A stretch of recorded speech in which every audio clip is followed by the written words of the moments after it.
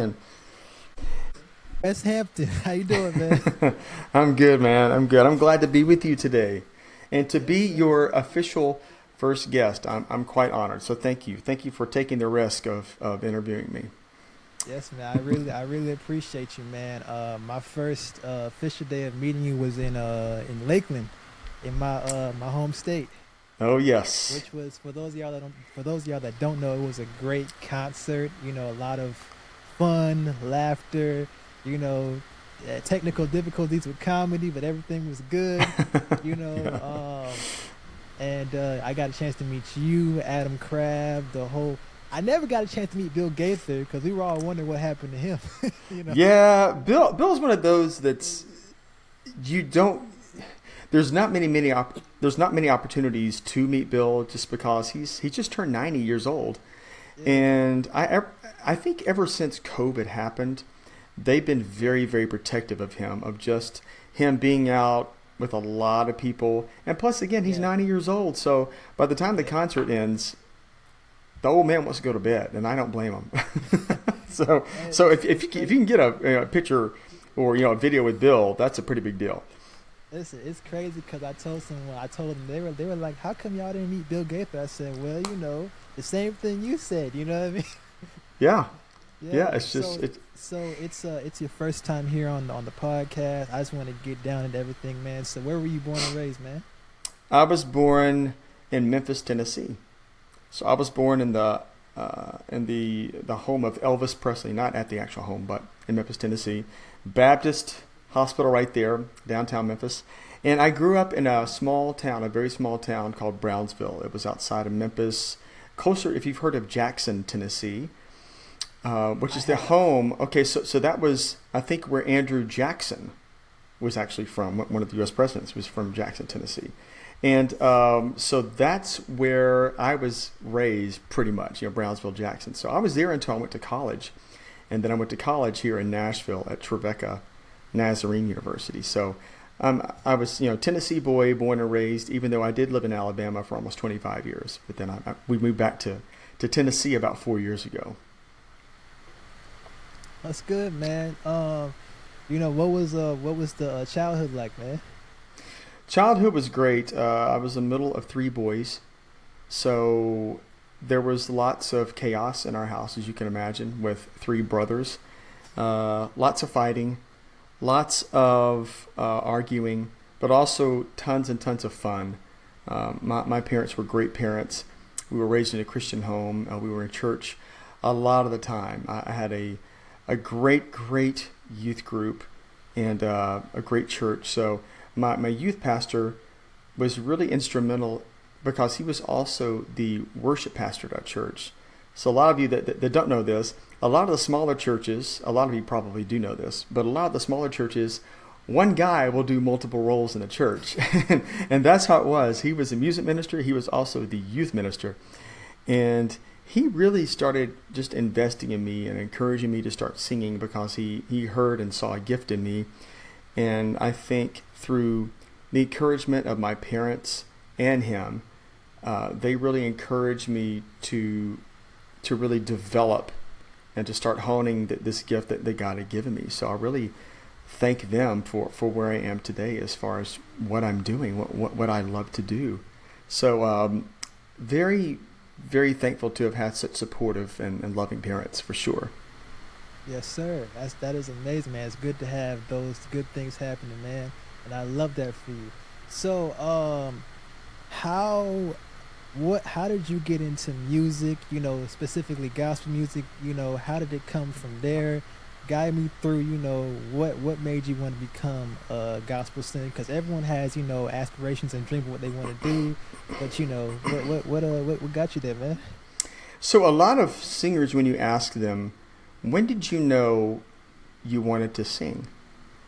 And the answer for a lot of singers is, well, I almost came out of the womb singing. I just knew I wanted to sing from a very early age. I knew that's what I wanted to do. I knew that's what I was gifted at. And that was not the case with me. I grew up forced to sing in children's choir and do those little children musical, up on stage. I was just terrified. I did not want to be on stage. I loved music, but I did not want to sing. I did not want to be in front of anyone. You were stage So fright, weren't you? yeah, it was just it just didn't feel natural to me to be up on stage, to be in front of a lot of people looking at me, because I'm naturally more of an introverted person. So I don't like a lot of attention on me anyway. So I think that it's kind of ironic considering what I do now. It's very ironic Yeah.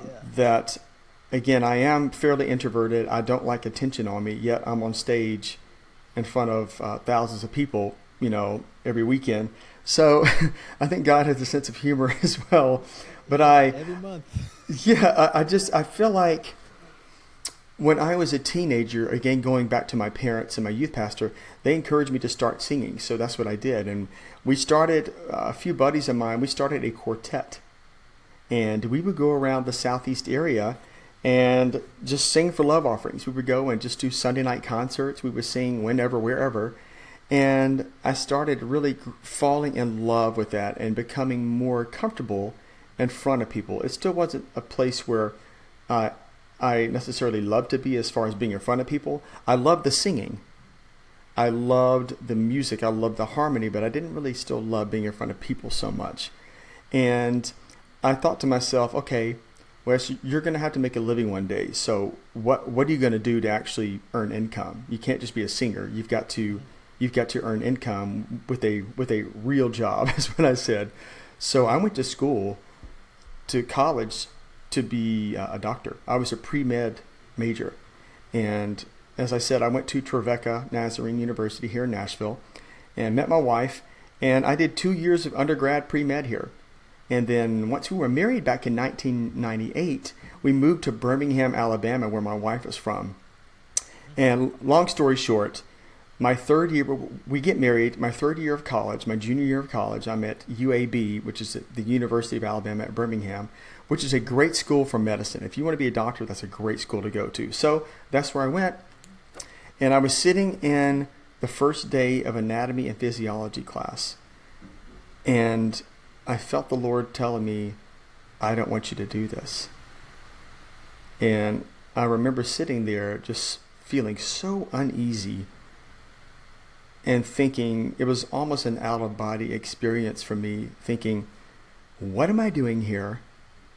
I feel like the Lord is telling me, I don't want you to do the doctor route. I don't want you to go that route. And I thought, well, what in the world am I going to do? And again, long story short, I ended up majoring in psychology of all things. I got my BS in psychology, I minored in music, and I graduated school. There was a lot of, it was a very stressful time in my life. In 99, 2000, very, very stressful time. I don't want to get into the story, but just some addiction issues came to light with my parents. There was just a lot of turmoil within my family. And I just wanted to be done with school, to be honest. So I finished school. I thought I made a mistake once I graduated. I thought, what have I done? Maybe it wasn't God. Maybe it was. I don't know. So I started working at a church. And I started interning, then part-time, and then full-time. I was basically an associate worship minister at a large church in Birmingham. And anyway, 7 years after I thought I heard God, 7 years after that is when I got the call to send in some music to a friend of ours who knew Bill. And that's how the whole thing happened. It just fell out of the sky.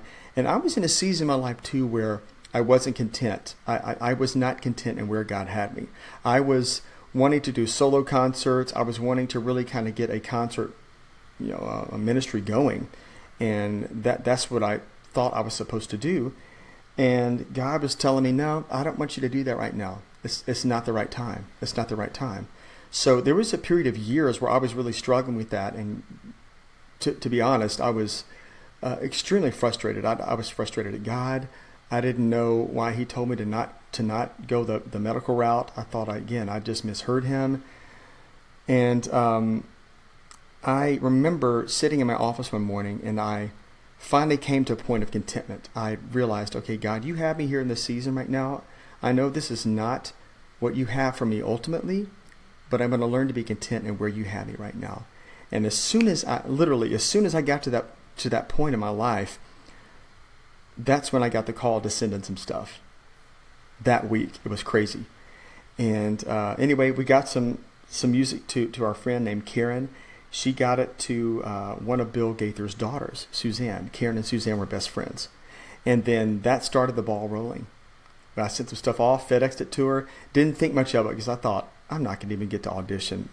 Stuff like this doesn't happen to me. It's not going to, this is a dream of mine. I'd love to do it, but it's not going to happen. Well, a week later, Guy Penrod calls me, and that started a 7-week long audition.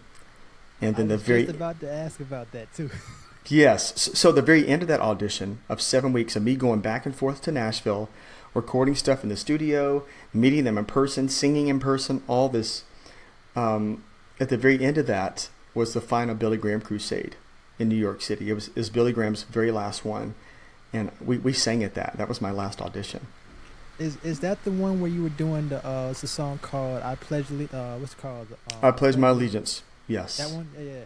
Yes, I was 20. That was a good one, man. I was 27, and I watched it back after we sang, and I thought, man, that was pretty good. Was it good enough? I don't know. Maybe it was. Maybe Bill saw and heard what he needed to, and I remember praying along that whole process. Lord, thank you for this opportunity. I'm so grateful. I want this so much, but this is in your hands, and I'm going to trust you with it. And he just kept opening up doors. And at the end of that 7 weeks, another week after that, after the Billy Graham crusade, another almost a week went by. I think it was 5 days. And that's when he called me and invited me to join the vocal band. And that was almost 21 years ago. So here we are. Isn't that crazy? Yes, sir. That's crazy. So that is amazing. Yeah, and I love it because it was so clearly God. So it was basically me walking through open doors that he was opening. I wasn't making any of this happen. I was just being obedient to what he was telling me to do. And, now I'm doing what I dreamed of doing all those years as a teenager, but I never thought it was possible. And that just goes to show you that God's plan, his timing is so much greater than we can imagine. Yes, that is amazing, man. That is really amazing. So, I wanted to get to so after you joined the vocal band and you're officially on, man, the next was you guys' album called Give It Away. How did that come about? Well, Give It Away. So Bill wanted to get a project out as soon as this group was formed. He wanted to get some new music out. He wanted to establish a new identity for this group right away, which that's what I would have done if I were him. So he already had a lot of these songs already picked. He already knew going into this project every song that he wanted to do. And I don't remember how the song Give It Away came about. I remember hearing this story at one point, but I know that Bill wrote that. But it's just something that he knew right away. Once this group was formed, I think he already had the songs. And he was just waiting for the new guy, whoever that was, to come in, get his place and then get going. And that's what happened. I mean, the project came together pretty quickly once I was officially part of the group. I think, so it was May of 2005. We started working on that within a couple months of me being in the group. And it was pretty fast how everything happened. So we got in that studio right there in Nashville and just started trucking away, getting these tracks done, getting all the vocals done. And I think sure. So can I not? I'm sorry for cutting you off. But You're good. So a few songs, "The Journey to the Sky," "The Bread Upon the Water," those two songs. Did you guys? Let's say you say you did it in Nashville, right? So those two songs y'all did at the Toronto, Canada homecoming concert. Yes. So was that song done before the concert or after the concert? So the way I saw it when I was hearing it, I was like, okay, y'all are just trying it out, but I want to know how that came about, So I think that Toronto video, if I'm not mistaken, I know that was my very first video that I ever did. I had that brown leather jacket on, And I Yeah. was so nervous, I sweat through the jacket. I was so nervous. I sweat through a leather jacket. It was And, that bad. yeah, an interesting story about that jacket. Vocal Band just had another photo shoot last week. We just did a photo shoot for this new project that we're working on. We're currently recording. And we had a photo shoot last Thursday. And I gave that jacket to Reggie Smith because it fits him better. So if you watch that video, the jacket's a little big on me, but it's a fantastic jacket. But it's a little big, but it fits Reggie like a glove. So I gave Reggie that jacket several years ago. And then he wore it. He wore that jacket for this photo shoot we did last week. So I thought that was kind of a full circle moment. It was kind of cool. That jacket was in my very first photo shoot with the Vocal Band for Give It Away. Yeah. And it's now on the latest photo shoot for the Vocal Band, and Reggie's wearing it. So, Oh, okay. so Give It Away, we had recorded the entire album before the Toronto video. We had gotten all our vocals done. Everything was mixed. So that was everything was recorded. everything was recorded. Everything was mixed. So basically, that video was one of the very first times we ever performed that song in a live setting. Same thing with I'll Tell It Wherever I Go. I think we did I Bowed on My Knees in that video, but I'll Tell It Wherever I Go and Bread Upon the Water. Those were one of the first times we ever did those songs in a public setting. Yes, sir. Yes, sir.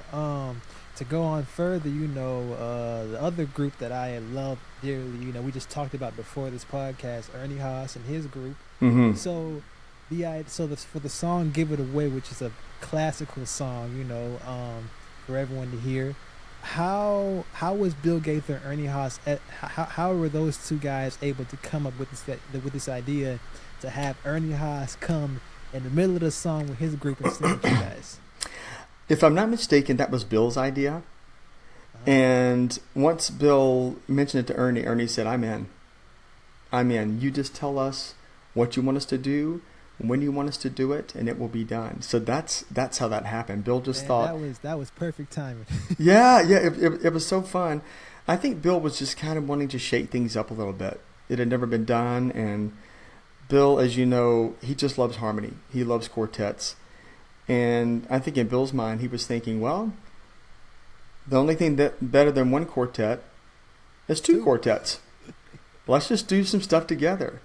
And that was such a fun, unique project to have the guys come in on Give It Away, and then to do that entire together project with Larry Goss, who was just Larry Goss was just brilliant. I just want to ask this before we go on, man.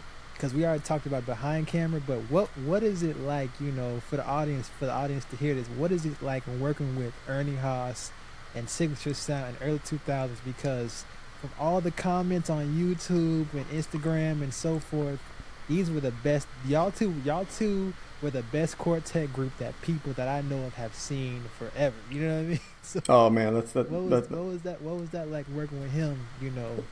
that's so kind. Ernie has always been a really big encourager to me. I remember even when I met him during the audition, he was so encouraging, and he wouldn't say, hey, you're going to get this, but he would say stuff like, man, you sound great. You're a great fit. I love your spirit. It just feels right. I love the blend of you with the group. And he's always been in my corner, always been an encouragement to me. So I had a blast during that time. I had so much fun because I love Ernie, but I love all those guys. I had a great relationship with all those guys, and I still do. Now, do I see them much? No, I don't see them much anymore, just because we all do our own thing now. And I would say I run into Ernie and Doug Anderson more than anybody. I ran into Roy Webb, who was their keyboardist. I ran into Roy a while back, and we still all keep in contact. So that's good. That's great. I think that says a lot. I think that says a lot that we still talk after all these years. So it was just a great, easy group of guys to work with. We had a lot of fun. We did a European tour together. It was so fun.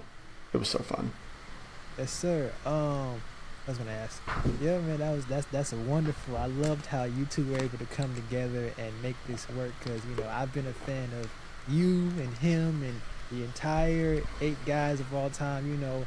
I did see recently when you guys were doing your last homecoming concert. Y'all did a song called "Hard Trials and Tribulations." That song together with Ernie Haas. Oh yeah. What was that like to finally have his crew, even though it was a different type of individuals? What was it like having him back with you guys again to sing that song?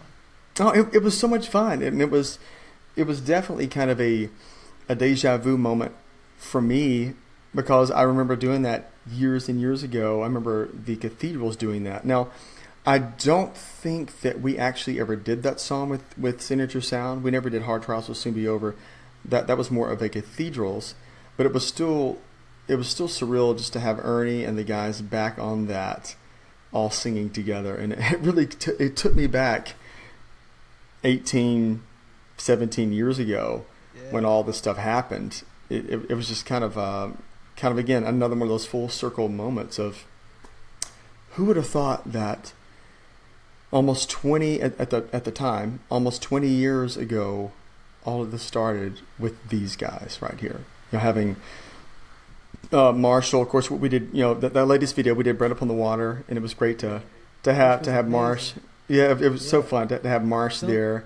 somehow Oh man, somebody in the comments on YouTube said it's so good to have you and Ernie Haas and Marshall and all of those yeah, guys back yeah, together. I said likewise, that is amazing, man. I'm yeah. really happy that you guys were able to come together for that video that's coming out. That was amazing, man. Oh yeah, yeah, and I'm excited for people to see more of those. Bill just said last week when we were with him at that photo shoot, because we had a photo shoot Thursday and then we had a studio day Friday, and he said, guys, we just finished putting together the other three videos from that, and he said they're just unbelievable. So I think there's three more videos that are going to come from that day of taping, and I'm excited for Sir. people to experience that. Yes, sir. I did want to ask you about this too. So you knew the piano player, Anthony Berger, Hmm. which was he's an impossible piano player of all time, man. Crazy, What crazy. rest in peace to him. What was it like meeting him or having him a part of your group for that last remainder of time he had? I was with Anthony. Let me think. May. I knew Anthony about 9 months before he passed because he was there at my first formal audition at a studio there in Nashville, and he and I just hit it off right off the bat. He was uh, Anthony was very introverted. He was very kind, but he didn't talk a lot. He just was more of not withdrawn. He just didn't have a lot of words sometimes, and I respected that and I appreciated that honestly because sometimes I don't have a lot of words. But he was just so easy. He was so easy to love and so easy to like and so easy to hang around with. He was a good, sweet, gentle man, and we lost him on that my first Gaither cruise, and it was to the Caribbean, and I remember vividly I got really sick that cruise. I'd never been that sick in my life. I had a stomach bug and then I had an upper respiratory infection at the same time. It was horrible. And I was Wow. quarantined to my room I think for 3 days. They wouldn't let me out of my room because they didn't want me to spread my germs anywhere. And I remember my wife Andrea had just had, let me think. Yeah, she was pregnant with our second oldest son Hudson, who is now 20 years old, Okay. and she had to stay home. She couldn't go on the cruise because she was too far along in her pregnancy. So I had one of my best buddies from college go with me. And I remember he came back to the room one night because I was still just sick as a dog in the bed. And he told me that Anthony had passed during the concert. And I totally thought he was joking. I said, Jody, that's not funny. He goes, I'm not joking. We think it was a heart attack. And he dropped dead there on stage and they carried him off. And Bill finished the concert, and I couldn't believe that he was gone. I could not believe that Anthony was gone. So it was quite a shock to say the least. But Bill handled that with such grace. He just he's so amazing at still How did finding the center. how did you feel about it personally? Oh, it was pretty shocking. Um, he seemed to be in good health. He, as far as any of us knew, didn't have any health problems, and I think that his lifestyle of just going all the time. And we found out after the fact that he had a very highly stressful life. Just listen, those buses that all these artists are on, those things are money pits. They're great to have. They're convenient to travel in. They're wonderful, but at the same time, they are incredibly expensive to maintain. The insurance, the payments, all the maintenance is just crazy. So he just had a lot of stressful life circumstances, and as we all do at times. And I think that all takes a toll. If you don't deal with it, it will take a toll on you eventually. And I'm afraid that that's what happened with him. And it just helped me. It helped me more than anything just to realize how fragile all of this is, how fragile life is, and just to appreciate those that are around us and let them know how much we appreciate them. So that was really the most impactful thing for me on that cruise, was learning how fragile all of this is. Yes, sir. Yes, sir. So out of that part, I wanted to get down to so around because we mentioned the Together cruise. I wanted to get into that part. So around 2007 to 2008, the idea for Ernie and Bill to come up. Whose idea was it to start the Together concert? Oh, Bill. Bill. Yes. That was amazing. So so describe and walk me through how was it doing that concert? What was the energy like? What was the experience being in Kentucky with the group that you're with right now, Bill Gaither and the crew and Ernie Haas? So that was that taping in where were we? Paducah? Was it Paducah? It was somewhere in Kentucky. I remember it was at beautiful Performing Arts Center, and it was full of people. It was just full. It was packed with people, and it was so exciting. I remember just being so excited to be a part of that, and still at that moment in time thinking, I'm singing in the Gaither vocal band. I'm actually part of this group that I've admired for so many years, and I think it took me, I would say, a few years, almost 3 years or so, for that to really sink in, and for me to believe that I actually belonged in the group. Because I had a lot of insecurity coming in. Because when you have a singer like David Phelps who does those high notes like he does, lovely singer. Yeah, he is. He's great. He's powerful, and he's a good friend of mine. But I remember telling Andrea on the way to that initial meeting with Guy. So my very first meeting with the vocal band when I was auditioning was at Guy's house. I drove up to Tennessee because we were in Alabama at the time. We drove up to Tennessee, and I remember telling her, I said, I can't do what David does. I said, I don't do that. That's not my thing. And she says, you let Bill decide that. She goes, that's not your decision. Bill knows what he's looking for, and the thing that I love and respect, one of the things I love and respect about Bill, there's many, but every time there's been a vocal band change, he doesn't try to make whoever the new person is do what the old person did. He never tries to make this square peg fit into the round hole that this other guy was filling. Does that make sense? That makes perfect sense. Yeah, he's so good at finding everyone's strengths and catering to those strengths. And my wife was right. She said, Bill's gonna place you where, if he wants you, he's gonna put you in a light that really makes you shine, that makes you express who you are. Because God didn't call you to be David Phelps. He didn't call you to be Michael English or Steve Green or Lionel Harris. He called you to be you. So there's things I can do that they can't do, and there's plenty of things they can do that I can't do. So don't play the comparison card. So that to me was probably the most difficult part of joining the group was, people have opinions. People are very loyal to their favorite singers, which I appreciate and I love.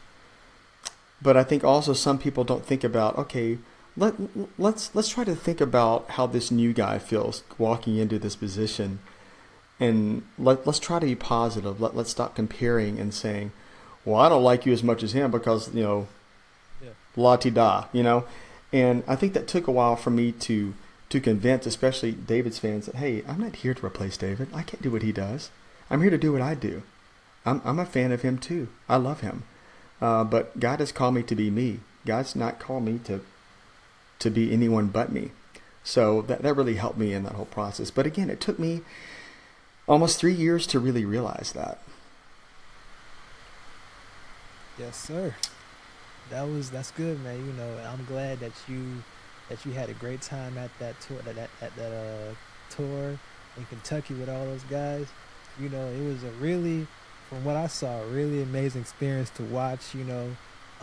Now I did want to get into the things that's happened around. So how were you when they had the Gaither Vocal Band reunion? I think it was 2008. The first one, and Ernie Yeah. Ross was there. Mm-hmm. You met some of the guys, from the beginning who were there when it first started. To Oh, now. yeah. Oh, yeah. I seen you were super nervous.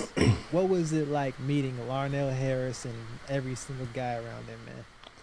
It was nuts. In fact, let me get up for a second. I'm going to show you something that I have. Hang with me. I got you. So I have. We just moved, so I'm still getting stuff.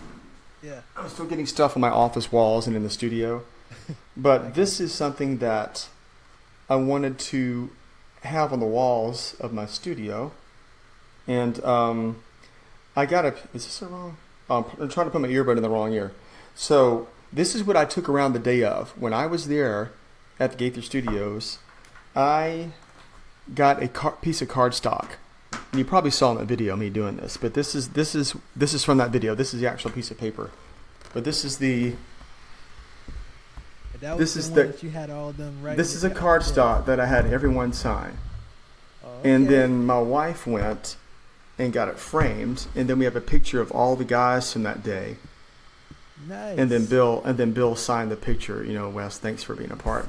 So that's a very, very special, very, very special. Yes, sir. Piece of paper to me, and it was pretty amazing to walk around and to really just get to hang out with these guys, but to also to thank them for the influence that they had on my life and how they really had kind of changed the trajectory of my life.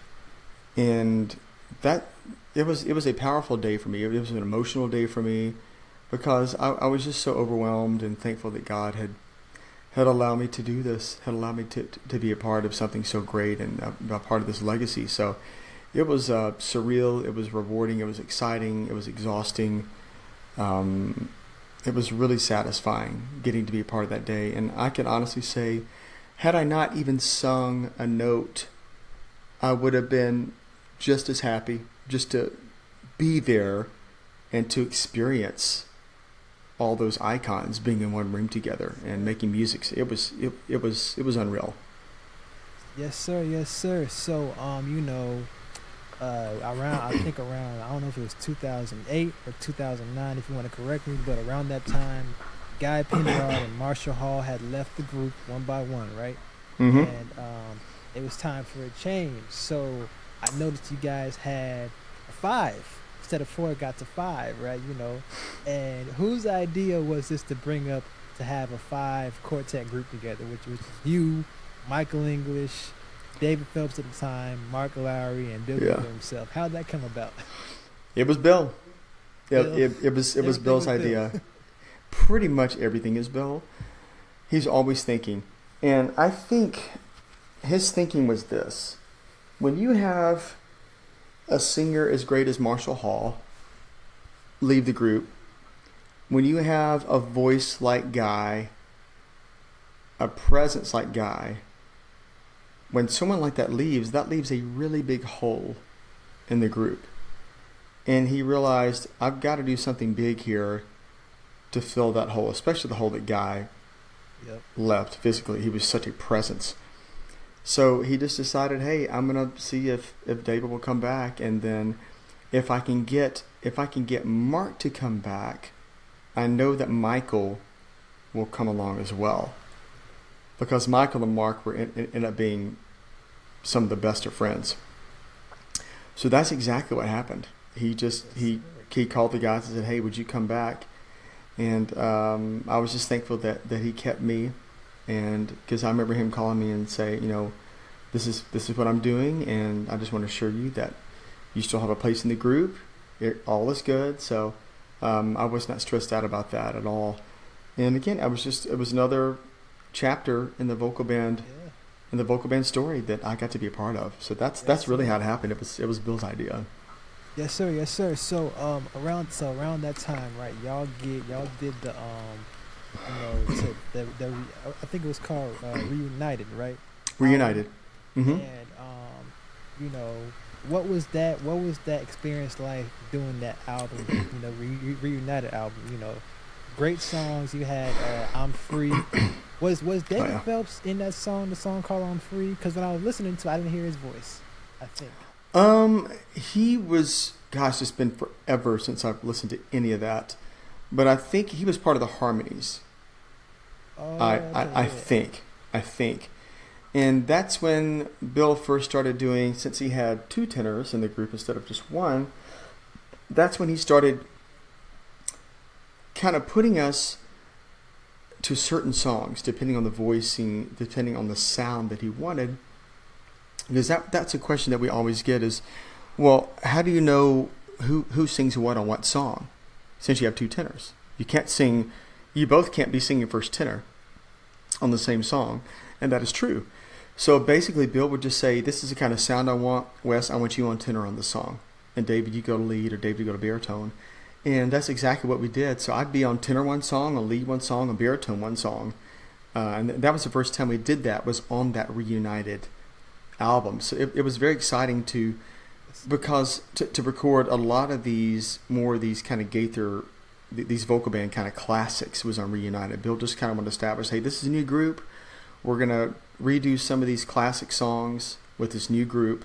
And that's what he did. He just wanted to rebrand. Bill's always kind of rebranded the group whenever there's a new member.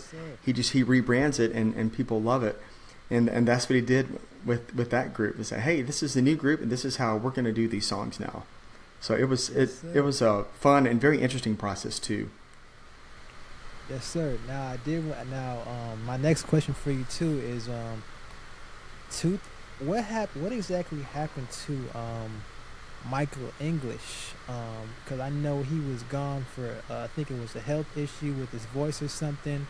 I seen the video. He was dealing with some stuff, and I think they had I think it was Marshall Hall cover for you, whatever it is. Yeah.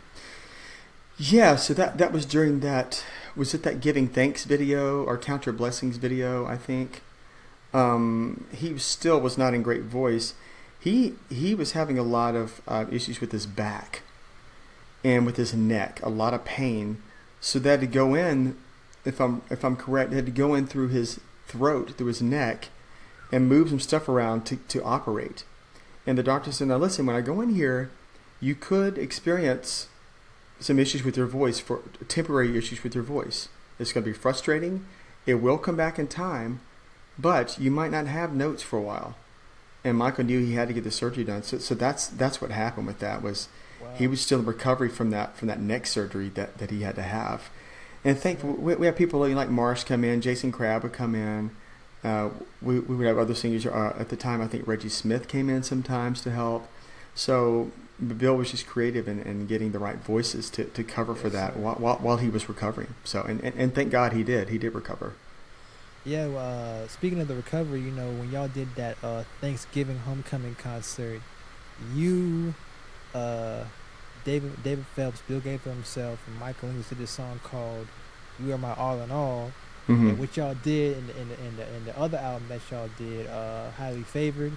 That one, and the one that y'all did recently around before or after COVID time, But when you Yeah. guys did that song with, but when you guys did that song with Michael English and David Phelps and Bill Gaither at the time, what was that experience like, especially after Michael English just came back? You know, To record all in all. yeah, at the song that you guys did at the Thanksgiving homecoming Oh yeah. concert. Oh Yeah, yeah. that song. Yep. What was No, that? it's I've always loved that song, and I'd heard that I think it's Canon in D treatment of that, da da da da da da da da da da da da da da da da da.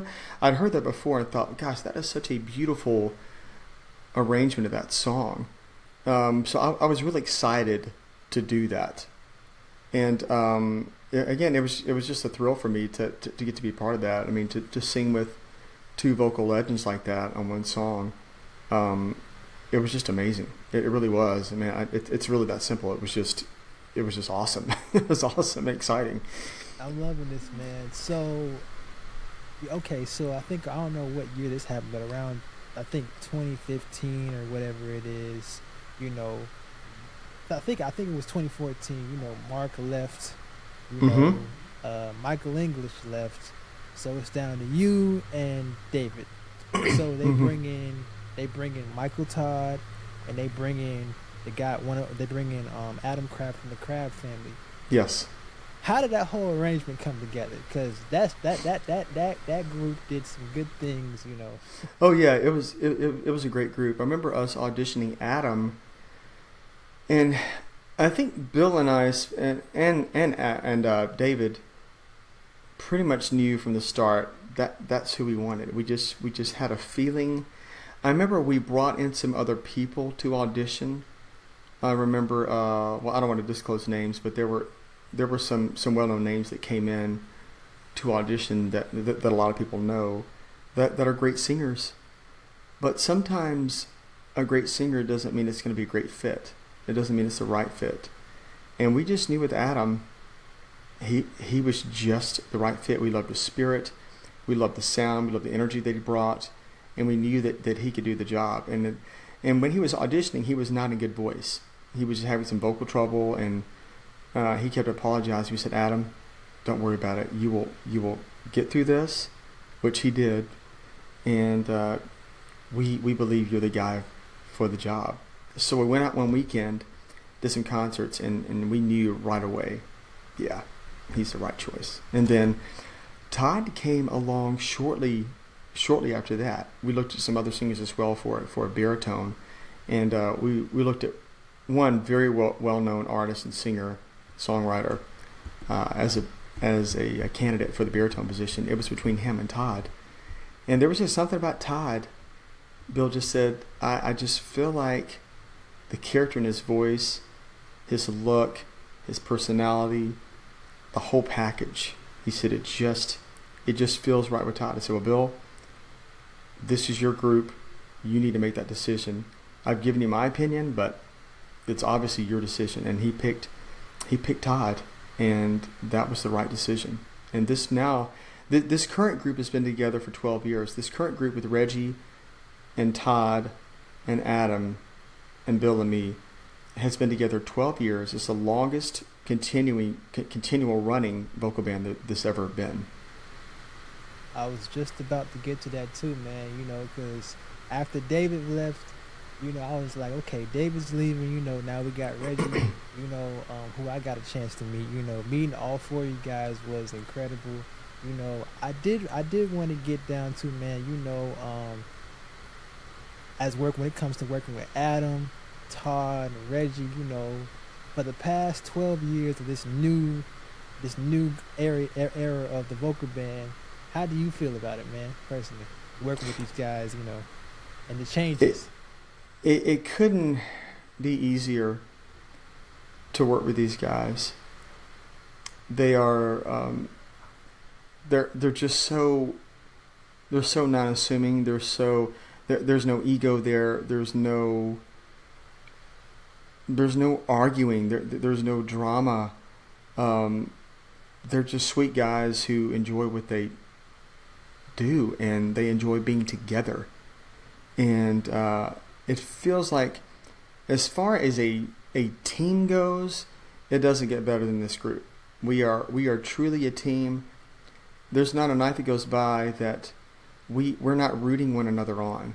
It's not about who gets to sing the most leads in a night, because from night to night, some nights I might not sing many leads. I might not sing many solos. And that's okay. And some nights Reggie might not sing as much. And that's okay. We just want to win. We want the team to win. And if we win, that's all that matters. And we trust Bill to make those calls. He's the coach. And we trust his discernment. We trust his vision for what he wants that night to be. Because Bill's always adjusting on the fly. We never know really what songs we're going to do until Bill calls it. So night to night, our concert can change depending on what he's feeling and what he feels like the Spirit is leading him to do. And I wouldn't want to do it with any other guys than the ones we're with right now. It's just it's a true team of brothers that love each other. Yes, sir, man. That was I'm gonna tell you, man. It's been a great group. That 12 years that y'all have done, man. If it's all right for me to ask, I want to ask. So recently, as far as Southern gospel and the homecoming of the family of Bill Gaither and all that, Mm-hmm. you guys had suffered a major loss when it came down to the Nealons. Yeah. And me personally, I'm still kind of upset and torn from it, because I like these guys. They're amazing. Because I got a friend that gave me the call about it too. Yeah. How did you and everyone take it when you guys heard the news about that? We were getting ready for the Gaither Alaska cruise, and we were all in Seattle. And the next day, I believe, is when we were supposed to board the ship, and that's when the cruise started. And that first night, first afternoon, we had the first homecoming, first concert on the boat. And I remember that they called a meeting, which they've never done before. These almost 21 years have been doing this. They never called a meeting the night before. And Dina, our tour manager, said, "Hey, we need everyone to meet in the ballroom, and we just have a very important meeting." I thought, okay, that's kind of strange. And I remember I texted Dina, and I said, "Are Bill and Gloria okay?" No. I said, "Is everything okay?" And she said, "Bill and Gloria are just fine." I thought, okay, something has happened with one of the artists, or something. There's something wrong that has happened. And sure enough, Bill came into the room and shared with us what had happened, and we were just all just absolutely devastated and shocked. And he, as he always does, he pulled us all together and said, "Listen, we're gonna get through this week. This is gonna be a tough week, but we're gonna rejoice knowing where they are right now. We're going to celebrate who they are, who they were, and we're gonna sing about Jesus this week, and we're gonna encourage some folks who need encouragement." So that's what we did, and it was surprisingly a very it almost was wrong to say, but it was a fun week. It was a great week of concerts, and I think that's what the Nealons would have wanted us to do. And so we celebrated. We took a couple of nights to kind of pay tribute to them and talk about them and share some brief stories from the stage, and we just rejoiced at where they were now. As much as it pained us to lose them, there was also rejoicing in the truth that we knew that they were with Jesus. And it was also an opportunity for us to love on Autumn, the daughter that was not with them, to love on her and her husband, and at the time, their unborn child. And cause she was there that night in Seattle. She was there in that ballroom. She wanted to be there when Bill told us. So we were able to gather around her and pray with her and just to let her know, hey, we are here to support you, and we will all get through this. We're a family. So if anything, it brought us all even closer. Yeah, but she's doing okay, right? She's doing good. Yeah, as far as I know, she is doing well. I don't have much contact with her, but from what I hear, she is doing well. She's got a healthy baby boy who's so sweet, and I think she's going to be. we have a homecoming later this year, and she's going to be a part of that. And I think she's also scheduled to be on the Gaither cruise as well Nice. to New England. So she'll be with us. Nice, nice. I got one more question for you before we close out, man. You know what I mean? Sure. So, all right. So, in the past 12 years of you working with the vocal band, I want to ask you, I'm going to mention the few songs that you've done, okay? Okay. I want you to tell me about these songs. So, from the, what's it called? The Old Rocket Cross Made a Difference, right? Now, you mentioned, you know, when it comes to tenors, you know, sometimes back and forth between you and Reggie. Now, I want to know, man, 'cause I listened to this song so many times, you know, who was it with that high note when the song was about to end? Was it you or Reggie? On the Over Cross Me the Difference. Yeah. Oh, I will praise Him forever and ever. That Reggie's on the high note. Praise Him forever and ever. Will cross me no difference. Yeah, that's Reggie. Yeah, but then Hill Call Mount Calvary. I'm on the tenor on Hill Call Mount Calvary, which is crazy high too. I just oh gosh, that song is so high. Oh, that was good. That was really good, man. Because when I heard it, I was like, I thought it was your voice. I was like, it's got to be Wes' voice, and I was like, let me go back and hear it again. I was like, okay. Yeah, that is Reggie. Reggie's on tenor on that one. And it's interesting, depending on where we are and how we're placing our tone, sometimes it's hard to tell us apart who's singing tenor, who's not, which I love. It makes it fun. It was very hard to tell because I was like, okay, this doesn't seem right. I know Wes's voice from a mile away. Let me try to see. And I played it 3 times. Like, okay, it's Reggie's. You know what I mean? Yeah, Reggie's on that one. So for Michael, not for Michael, for Adam Crowder to lead that song. You know how did y'all? What was your What was your experience having him lead that song? Because we've had Guy Penrod do it, we've had Michael English do it, and to see Adam Crowder do it, what was that like? I just love Adam's heart and the passion he has when he sings, because there's singers who sing with excellence, and technically it's great, but there's also singers who sing it great, but they sing it with tons of heart. I think that's what drew people to Michael English so much in the early 90s, is because Michael sang things with excellence, but he sang it with such heart. You believe what he's saying. And Adam has that same gift. I believe when Adam sings it, I believe it, because first of all, I know him. And I know he does believe what he sings. And he's also lived a lot of that too. So it's always exciting to sing with Adam, because you know he's going to give it everything he's got. He's going to squeeze every much of that note out as he possibly can. And it's always fun just to sing with him, to play. We call it follow the leader. Whoever has the lead, I love to play follow the leader. Match the tone, match their intensity, get the harmonies locked in. That's my favorite thing to do. And Adam is fun. He's fun to sing with. Yes, sir. Now, in the I think around COVID time or after COVID, I don't know which year it was, but you guys did the Let's Just Praise the Lord album, right? And it did like the worship record, yeah.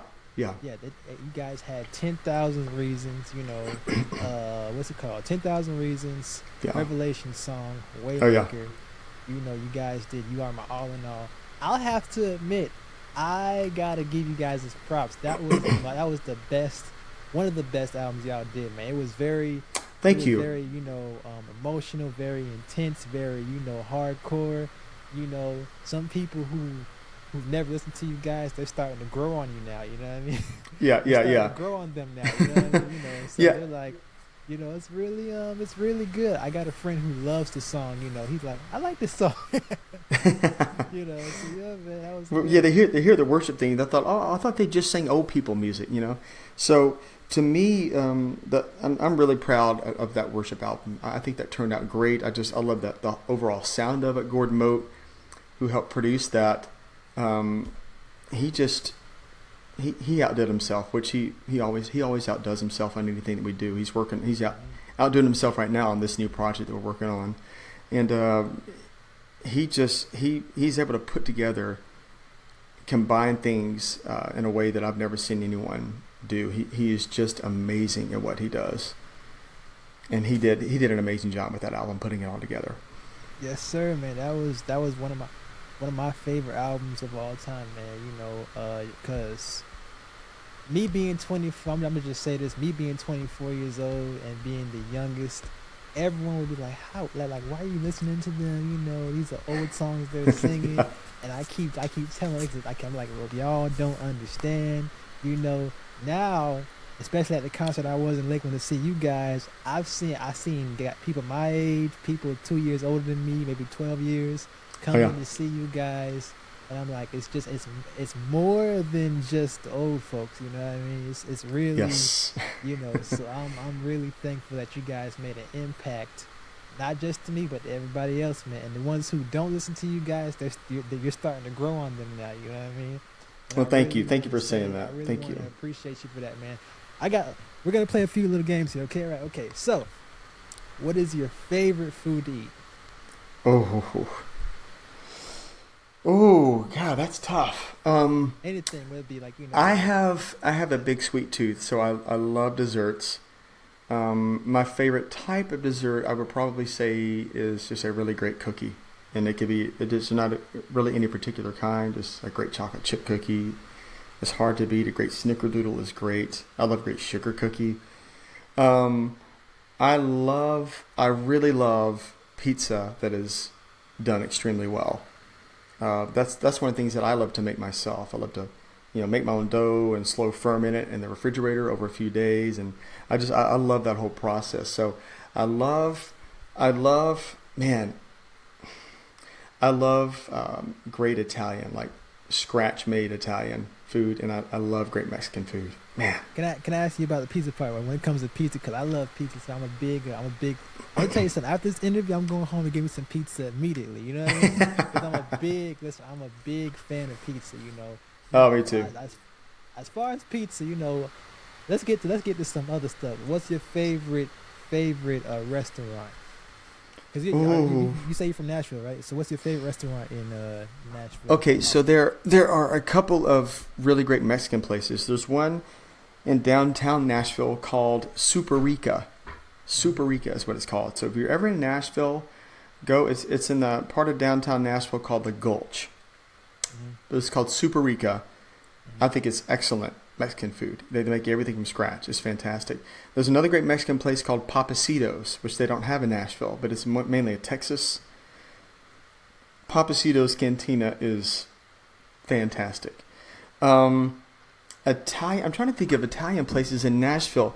Honestly, I haven't eaten at any Italian places in Nashville yet, besides like the chain, like Carrabba's, which I think Carrabba's is actually pretty great. But there are some scratch-made Italian places that are supposed to be fantastic. So I'm gonna try those out very soon, actually. Yes, sir. Now, I did want to say, man, when it comes down to you've been to Alaskan cruises, you've been on island Caribbean cruises, I wanted to ask this, but have you ever been to Jamaica? As I far as have been Caribbean to cruise. I have been to Jamaica. We hit Jamaica, I think, for a couple of the Caribbean cruises. I remember going to Jamaica. I didn't see much of it just because the cruises are so hectic for us because we have two concerts pretty much every day. But I was able to get up with the boat very briefly, but it was absolutely beautiful. It was a beautiful place Yes, sir. and So really from sweet people. Yes, sir. Yes, sir. So from the Alaskan cruise, that cruise you just mentioned, and Hmm. you know, okay. So I was trying to ask this, but I forgot to. What was it like being in South Africa? Not just with you and Bill Gaither and the group and Ernie Haas, but with everybody. What was that experience like in South Africa for the first half, and then I know y'all did the Christmas concert too. So what was Yeah. that like, man? Oh, it was amazing. The South African people are just lovely, kind, generous, very grateful people. They were so good to us. And I honestly don't remember a ton of that trip because we were so exhausted. I remember we flew there. I was in the same plane for almost 24 hours. That's how long it took us to get there. One And day? yeah, because we stopped in Amsterdam, but they wouldn't let us off the plane. So I was in the same plane for almost 24 hours. When we got there, we were exhausted. We just wanted to go to sleep. So they got us to the hotel. I went to sleep. So it was basically we went to sleep, got up, rehearsed, did the video, and then we flew back home. So I joke, I've been to South Africa twice, but I've hardly seen any of South Africa. I couldn't tell you. People say, oh gosh, what was it like? I said, I don't really remember much because it was so hectic. And I think that was like Israel was too. The Israel taping was right before I joined. It was a few months before I joined. And from what I hear, that was very much like the South Africa trip. They basically flew in, sang, did the video, and flew right back out. So sadly, I have been all over the world singing with the vocal band, but I've actually seen very little of the world. Okay, I understand, man. I get it. When you're going on tour, especially in the industry, going on tour, and singing, I get that part, man. Oh man, yeah. You got to get rest when you can get it. Yeah, man. Last question I wanted to ask you before we close out. This is for everyone watching and my friends and family. When will you be here in Florida again, man? Florida, that is a good question because we were just in Florida. We were just in Florida a couple months ago. I'm looking at my phone right now, at my calendar. I don't think we're going to be in Florida anytime soon, sadly. Oh, man. I know. I've got some... Say, man, you guys made history at that church in Lakeland, man. You know what I mean? It was so much fun. So much fun being able to meet. I was so thankful I got a chance to meet you guys because I was like, man, am I gonna be able to get a chance to meet them and get a picture with them? So yeah, my Instagram was blowing up that day too, when I posted you guys because I had over 182 people viewing it and I got close to 30 likes. So it's been It's been good. It's picking up, man. It's picking up. No, we had a great time, and being in Florida too. When we was so nice because at the time it was freezing here. So to get off the bus and it's 70s outside, it was just glorious. It was just amazing. So I think it'd be a while until we come back since we were just there. Yeah, I'm gonna tell you, man. My dream was I told my friend this. I'm not gonna disclose her name, because she's but my dream was to. I told my friend this. They were like, "What is your number one dream?" I said, "Well, interview one of them on a podcast, which is number one, which has been accomplished." And then one last thing before we end this, man. So, I told somebody my dream was not only getting a chance to meet you and have you on my platform, but also getting a chance to sing with you guys. And I hope that day comes. Hey, you never know. You honestly never know because I never thought I'd sing with the vocal band, but here we are. I'm a terrible singer. I gotta listen. Don't have me do no solos. Just have me sing in the blend. So you make a joyful noise, don't you, Elijah? A joyful noise. Have y'all ever thought of having a homecoming concert in Florida and putting it out on the Gaither website for everybody to see?